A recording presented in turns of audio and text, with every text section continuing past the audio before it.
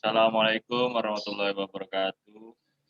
Kami dari kelompok 10 yang beranggotakan saya sendiri, Muhammad Yasir Rojarilla, dan teman saya. Juwono Wardana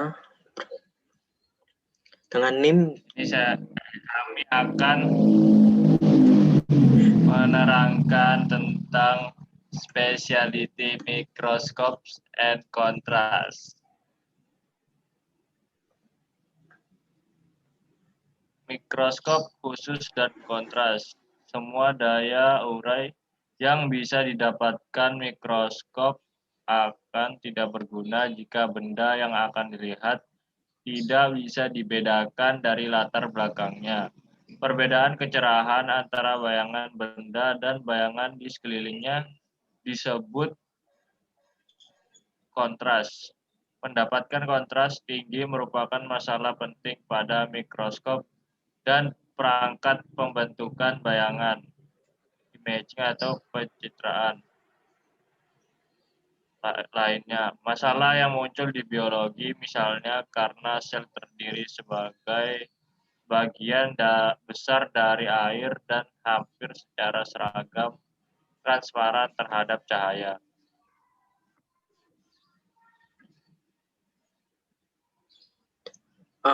Mikroskop interferensi menggunakan sifat gelombang dari cahaya secara langsung untuk meningkatkan kontras dalam sebuah benda transparan.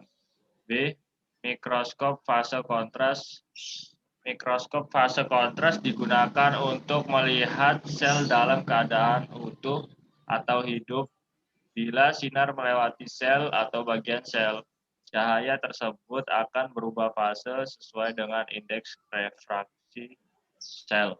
Cahaya yang melewati bagian padat sel, misalnya nukleus, akan mengalami perubahan fase secara relatif dibandingkan dengan bagian sekitarnya. Perubahan fase akan diinterferensikan oleh ring fase. Cahaya satu fase akan mengalami interferensi sehingga saling memperkuat dan menimbulkan warna terang. Cahaya yang berbeda fase akan mengalami interferensi juga, namun dalam keadaan saling melemahkan sehingga cahaya yang dihasilkan redup.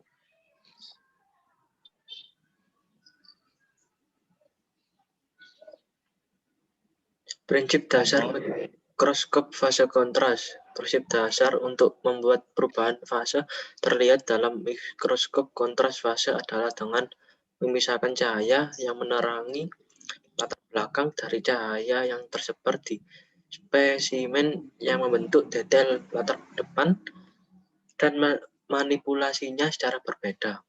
Lampu penerangan berbentuk cincin hijau yang melewati anulus kondensor difokuskan pada spesimen oleh kondensor. Beberapa cahaya yang menerangi tersebar oleh spesimen kuning. Cahaya yang tersisa tidak terpengaruh oleh spesimen dan membentuk cahaya latar belakang merah. Saat mengamati spesimen biologis yang tidak ternoda, cahaya yang tersebar lemah dan biasanya bergeser fase sebesar min 90 karena ketebalan spesimen yang khas dan perbedaan indeks bias antara jaringan biologis dan medis sekitarnya relatif terhadap cahaya latar. Hal ini menyebabkan latar depan vektor biru dan latar belakang vektor merah memiliki intensitas yang hampir sama, menghasilkan kontras gambar yang rendah. Dalam mikroskop fase kontras gambar ditingkatkan dengan dua cara, yaitu dengan menghasilkan interferensi konstruksi antara sinar cahaya latar dan tersebar di wilayah bidang pandang yang berisi spesimen dengan mengurangi jumlah cahaya latar yang mencapai bidang gambar pertama. Cahaya latar digeser fasa sebesar negatif 90 derajat dengan melewatkannya melalui cincin pergeseran fasa yang menghilangkan perbedaan fasa antara latar belakang dan sinar cahaya yang tersebar. Ketika cahaya kemudian difokuskan pada bidang gambar, di mana kamera atau lensa mata ditempatkan, pergeseran fase ini menyebabkan latar belakang dan sinar cahaya tersebar yang berasal dari daerah bidang pandang yang berisi sampel, yaitu latar depan, mengganggu secara konstruktif, menghasilkan peningkatan kecerahan area ini dibandingkan dengan wilayah yang tidak memiliki sampel.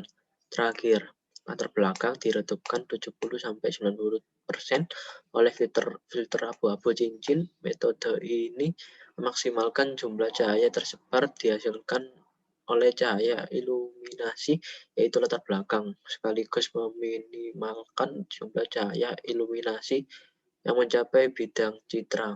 Beberapa cahaya tersebar yang menerangi seluruh permukaan filter akan dialihkan fase dan diredupkan oleh cincin, tetapi pada tingkat yang jauh lebih rendah daripada cahaya latar belakang yang hanya menerangi pergeseran fase dan cincin filter abu-abu di atas menjelaskan kontras fase negatif.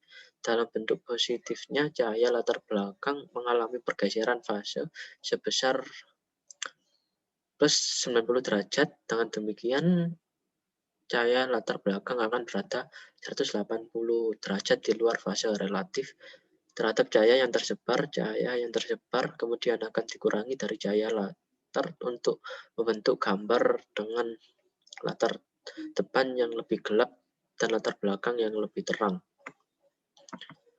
Sekian dari penjelasan yang saya berikan. Terima kasih. Wassalamualaikum warahmatullahi wabarakatuh.